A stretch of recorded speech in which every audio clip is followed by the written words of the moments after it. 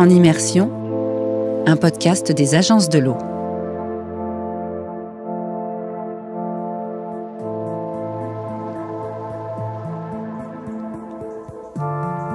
Bonjour à toutes et à tous, je suis Adrien Giraud.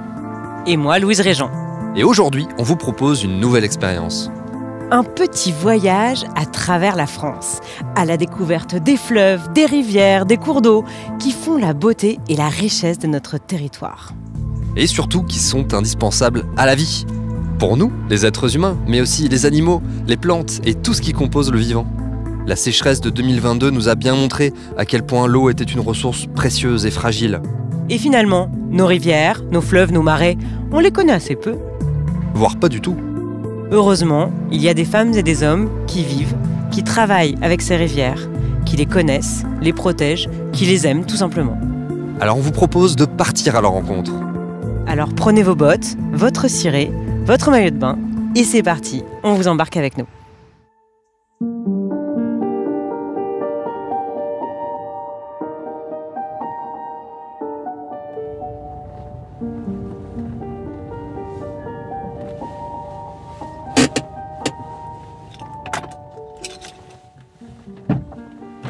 Exploration des tourbières du Morvan. Bonjour à toutes et à tous, je suis Louise Régent et aujourd'hui je suis au sommet du Morvan en plein milieu de la Bourgogne, à une quinzaine de kilomètres de Château-Chinon. Il fait très beau, nous sommes au début du printemps, donc les arbres sont ouverts, les fleurs commencent à sortir. Je dois rencontrer Toine du Morvan, c'est comme ça qu'il se fait appeler dans le monde de la photo. Il est donc photographe, amoureux du coin et il va me faire découvrir un paysage caractéristique du Morvan, les tourbières.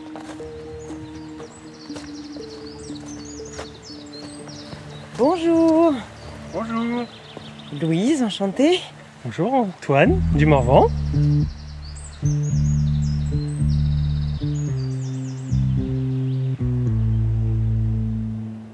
Je suis un photographe naturaliste, surtout contemplatif de la nature du Morvan. Alors il faut mériter de venir ici, parce que c'est des petites routes en montagne, on peut dire qu'on est en montagne. C'est ça, on est dans le Morvan, c'est la plus petite montagne de France, qui fait 100 km de longueur jusqu'à 50 km de large, et en fait on est au maximum 901 mètres d'altitude ici. On est vraiment sur la partie sud Morvan qu'on appelle le Haut Morvan. Mon activité principale, je travaille dans la protection de l'enfance. L'activité d'auteur-photographe est une activité presque thérapeutique puisque ça me permet de me ressourcer face à des situations complexes et difficiles. Alors quand on a préparé ce rendez-vous, vous m'avez dit surtout prenez des bottes. Donc les bottes, c'est l'accessoire indispensable dans le Morvan. Ah, notamment si on se rapproche des tourbières parce que c'est vraiment une zone humide qui peut avoir ses pièges, c'est-à-dire qu'en surface, vous avez l'impression d'avoir de la mousse et dès que vous mettez le pied dedans, vous allez vous enfoncer. D'ailleurs, je n'ai pas précisé la taille des bottes, mais il faut plutôt des grandes bottes. Certains mettent même ce qu'on appelle des waders. Voilà, des waders pour avoir aucun problème, parce que ça arrive des fois qu'on y laisse une botte quand on est coincé. Voilà. Donc mes bottes sont un peu petites. Elles risquent d'être un peu petites, mais on fera attention, on sera vigilant. Sachant que mes bottes m'arrivent à mi-mollet. C'est cela. J'ai grandi dans le nord du Morvan, vers Avallon. Je suis maintenant habitant du sud du Morvan, qu'on appelle le Haut-Morvan. C'est une région que j'aime depuis que je suis tout petit. J'ai toujours apprécié me promener en forêt, près des rivières, près des étangs, des lacs du Morvan. Et c'est comme ça que j'ai appris à apprécier la nature telle qu'elle était et à la découvrir au fil de mes balades, où j'ai été amené à faire de la photographie pour immortaliser toutes ces belles rencontres que je pouvais faire, que ce soit avec les fleurs, les animaux sauvages, les paysages, toujours très changeants et diversifiés dans le Morvan. Alors du coup là, on est au bord d'une petite rivière. Et c'est quoi comme rivière ? Eh bien, c'est la rivière de l'Yonne, qui prend sa source à quelques centaines de mètres d'ici, qui se jette après dans la Seine. Quel est le rapport entre les tourbières, qui sont un petit peu l'écosystème emblématique du Morvan, et les sources de l'Yonne? Les tourbières, déjà, ce sont des zones semi-aquatiques, c'est entre le milieu aquatique et le milieu terrestre. Donc c'est un endroit où forcément il y a un apport d'eau. D'accord, donc là, en fait, la tourbière qu'on va découvrir est alimentée par la source de l'Yonne. Tout à fait, par plusieurs sources, parce qu'on dit les sources de l'Yonne. La tourbière, en fait, sa particularité, c'est un sol qui est en permanence gorgé d'eau. L'espèce qui s'installe dans ces espaces gorgés d'eau, c'est essentiellement la sphaigne, qui est une mousse. Et la tourbière, le fait d'avoir ces sols en permanence gorgés d'eau, les micro-organismes et les bactéries, les champignons, ne vont pas faire leur travail de décomposition. Et le fait qu'elles ne fassent pas ce travail de décomposition vont voir s'accumuler toute cette matière organique qu'on va appeler la tourbe. Donc la tourbe, c'est une accumulation de végétaux, donc de tiges, de feuilles, qui sont en permanence dans l'eau. Du coup, comme ils sont plongés dans l'eau, les bactéries ne font pas leur travail. Ou les autres micro-organismes ne peuvent pas faire leur travail de les décomposer. Ne dégradent pas la matière organique. Tout à fait. En fait, c'est des végétaux momifiés presque. En quelque sorte, oui, c'est ça. Et c'est l'intérêt de la tourbière, c'est qu'elle va archiver énormément de choses, puisqu'elle va pouvoir protéger finalement donc, de cette dégradation des pollens, des spores de champignons, donc des pollens des plantes qui vont vivre tout autour, que ce soit des fleurs, des arbres. Et ça va nous permettre de dater jusqu'à pratiquement 12 000 ans la géographie et du moins la végétation qui existait pendant ces milliers d'années en fait. Voilà.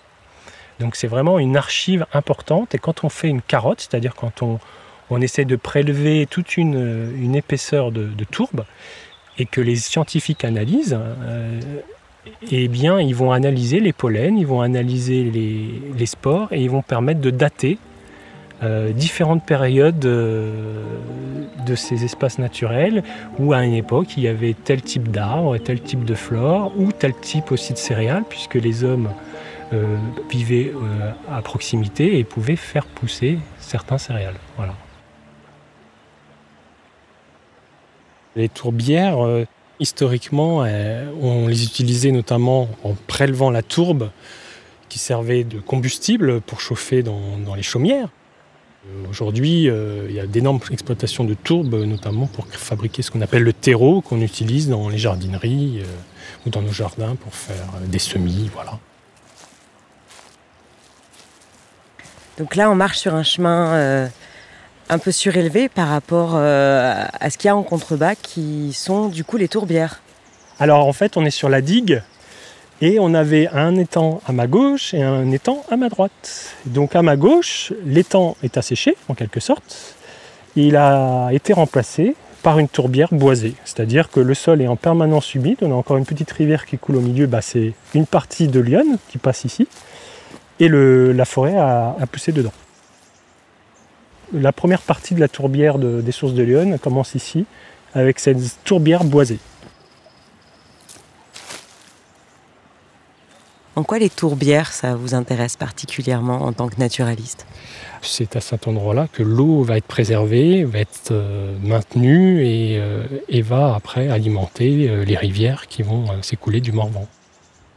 Vous allez avoir un sol en permanence inondé et seulement quelques petites espèces rares arrivent à y habiter, à s'y reproduire.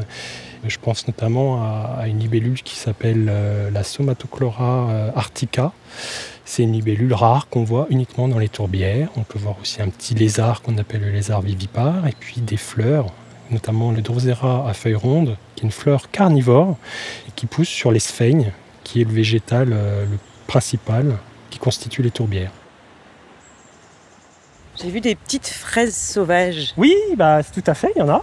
Ça fait partie de la famille des Astéracées. Puis là, on a la petite fleur du moment. C'est donc une petite fleur que j'aime beaucoup, c'est la cardamine des prés. Et déjà, elle a une petite couleur mauve clair qui est très très jolie. Elle est vraiment associée aux zones humides. Elle pousse vraiment dans les prairies humides. Donc quand on en voit, c'est que l'eau est vraiment pas loin. Et je l'aime beaucoup, notamment parce que ça fait partie de la famille des crucifères, donc des moutardes, des radis, des choux, tout ça. Voilà, c'est de la même famille. Donc on peut la manger. Alors moi je la mange pas, par contre j'adore l'observer parce qu'à proximité on a un petit papillon qu'on appelle l'aurore. C'est un des premiers papillons du printemps avec notamment le citron, un petit papillon tout vert fluo.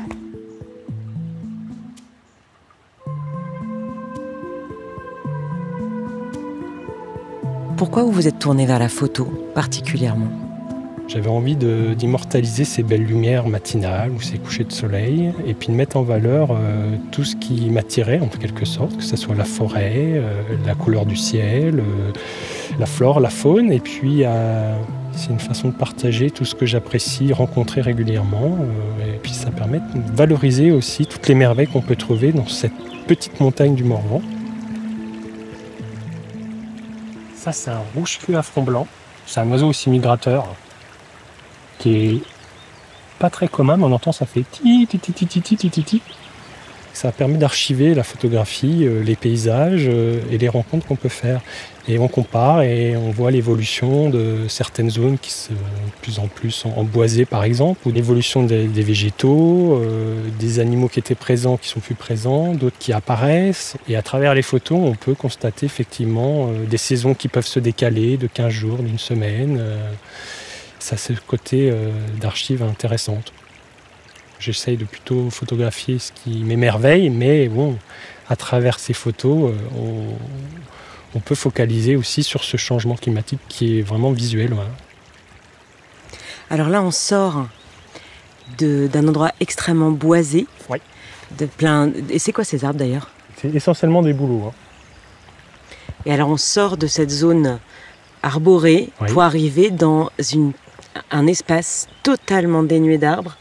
On dirait une grande plaine, on dirait presque du sable de loin, puisque ce sont des herbes sèches, en fait, presque des petits monticules. Et c'est ça la tourbière ? C'est ça.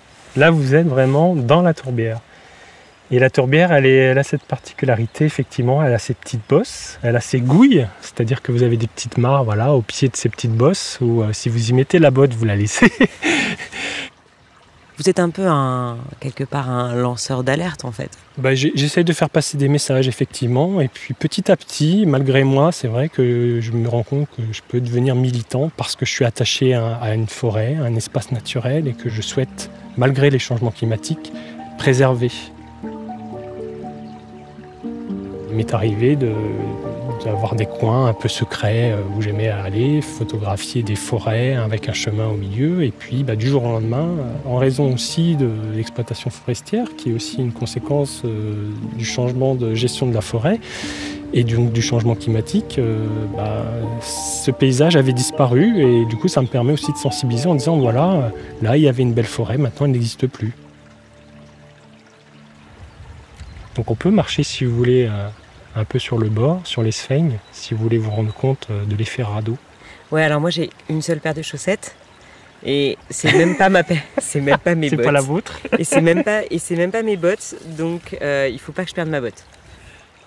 L'intérêt des tourbières, c'est que par la création de cette tourbe, on accumule du CO2, donc elle prélève le carbone du CO2 dans l'air et l'emmagasine dans le sol et finalement, c'est son travail principal.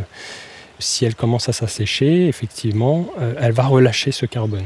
Donc c'est un peu un cercle vicieux parce que le réchauffement climatique a tendance à détruire les tourbières, mais en détruisant ces tourbières, finalement, on accélère le réchauffement climatique, on risque de l'accélérer. Exactement. Quelles sont les solutions envisagées pour préserver les tourbières ? Alors pour préserver les tourbières, bien sûr, il faut s'assurer qu'en amont, la source fonctionne toujours, ne pas essayer de canaliser l'eau, s'assurer aussi que toutes les zones en amont ne sont pas dégradées en fait, et qui permettent toujours l'alimentation de la tourbière en eau. Bon alors, c'est parti, découverte de la tourbière. Voilà, donc là vous allez avoir déjà des sphènes et dès qu'on met les pieds sur la tourbière qui paraît toute sèche, et ben on entend. Voilà, il y a de l'eau. Ouais, effectivement, ça fait splouch splouch.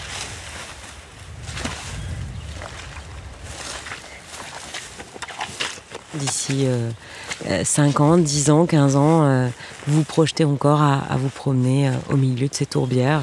Oui, et dans tous les cas, je serai toujours, je l'espère, encore un habitant du coin. C'est un endroit auquel je suis attaché, puisque je le vois évoluer, en quelque sorte. Je l'observe tous les jours. Je regarderai cette évolution toujours avec le même œil de curiosité et de contemplation. C'est comme si on marchait sur une éponge un peu. Alors là, on n'est pas au cœur de la tourbière, mais si on se rapprochait un peu du centre, là, vous auriez vraiment l'impression de marcher sur un radeau d'eau.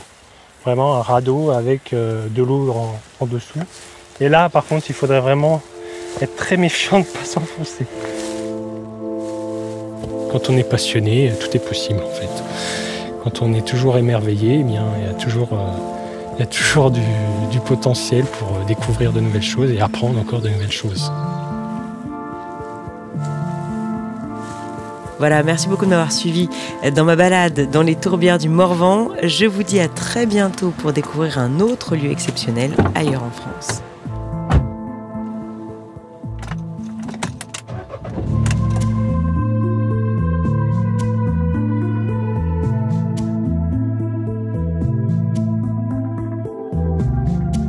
Vous venez d'écouter En Immersion, un podcast des agences de l'eau.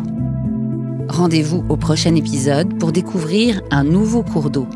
Et pour en savoir plus sur nos rivières et les actions menées au quotidien pour les préserver, rendez-vous sur le site lesagencesdel'eau.fr et sur les réseaux sociaux des agences de l'eau.